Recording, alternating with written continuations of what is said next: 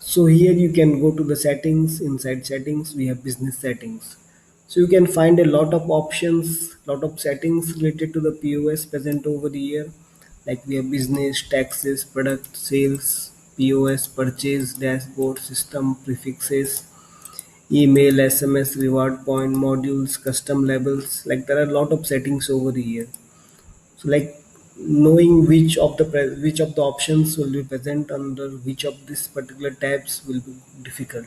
So here we have an option like you can search different settings over here. Like if suppose I want to search for commission agent. So here you can directly search for commission over here. If I want to search for reward points, I can directly search reward points over here. I can select the relevant option, and here it will take me to this particular settings over here. So using this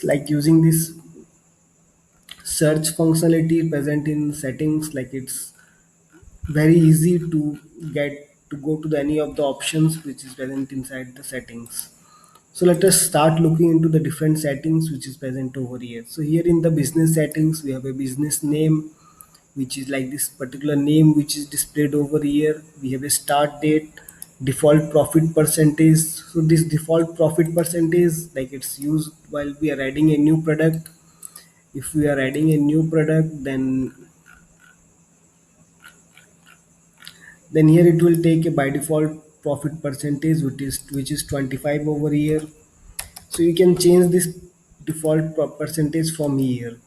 And we have a currency. You can change the currency symbol placement, like if you want the symbol to be placed before amount or after the amount. And here we have the option to select the time zone, upload the logo will be displayed over here after we have uploaded the logo. We have financial year start month. So like mostly it starts on January for most of the countries, but like if you take example of India, in India it starts from April. Like maybe in many other different countries it will start from different months. So we have provided an option over here. You can select the financial year start month for your business.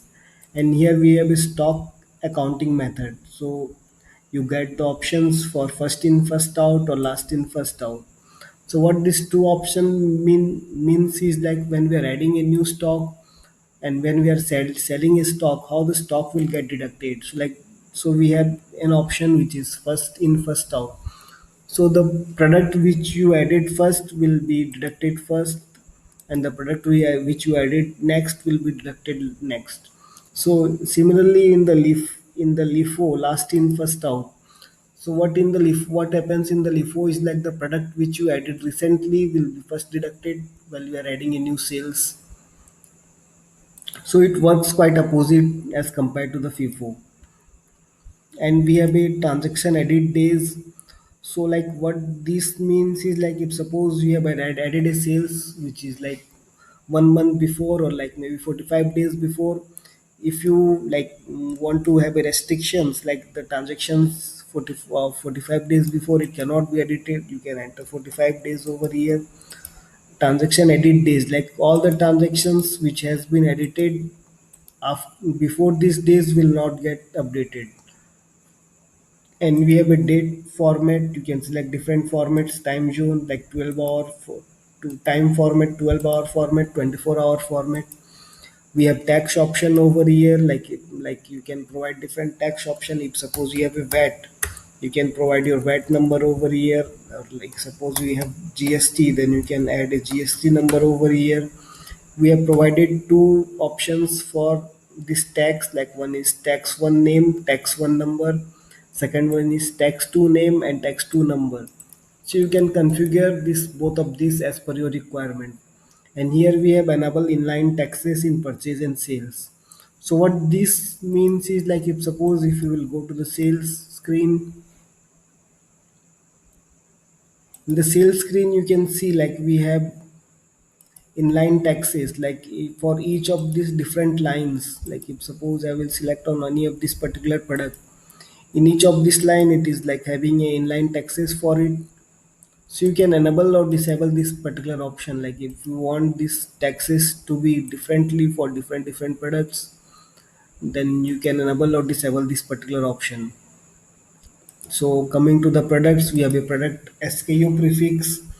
We can enable expiry, enable brand, enable or disable categories, subcategories, enable price and tax information, default unit. You can set a default unit. So if suppose you will set a default unit, then while adding a new product, this unit will be selected by default. Enable subunits, enable racks, rows, enable positions, warranty. In the sales, we have a default sales discount. So like when in the POS screen, it will add the default sales discount, default sale tax. So similarly, the tax which you have selected over here will be applied as a default tax over here in the POS screen as well as in the sales screen. Sales commission agent, item, sales item addition method, amount rounding. Like if suppose you want to round this final value, this here we have 2745.00. So like it's rounded, like it is,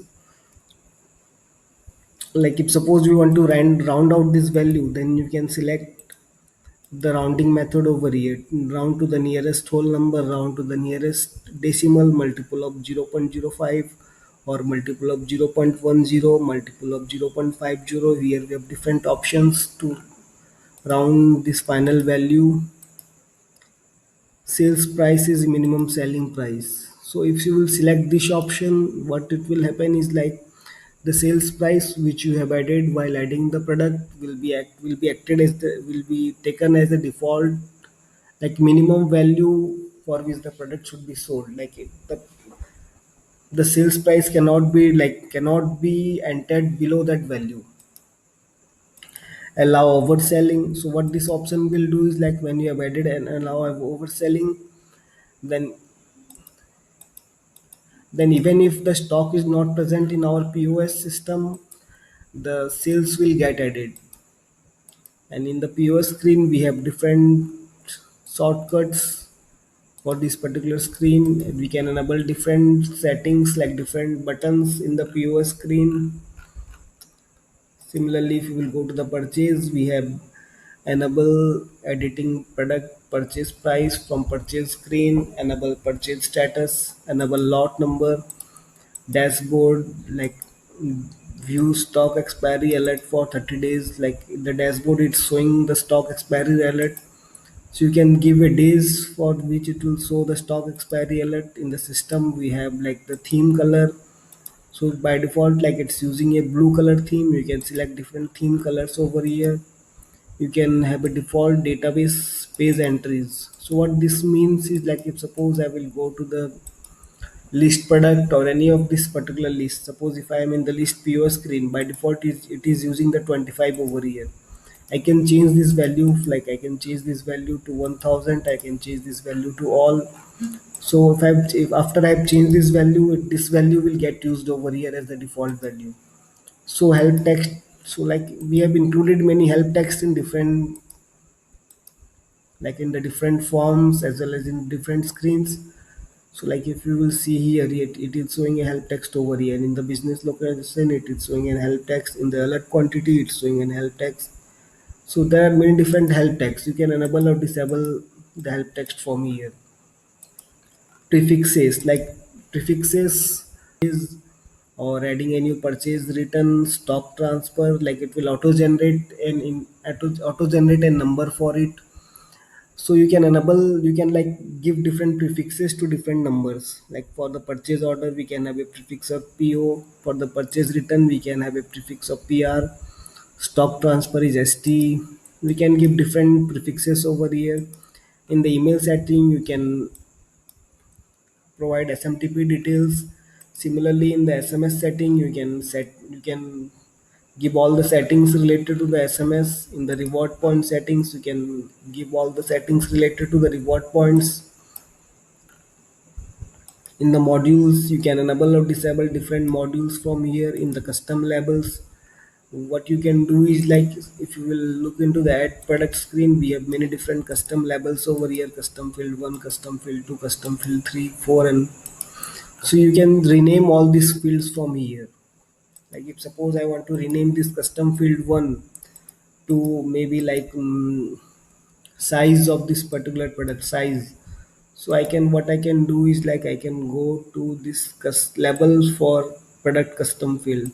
I can make this one as size, and I will save this option. So after I've saved this option, it will show, it will rename this particular label as size in every places. So that's all related to the business settings in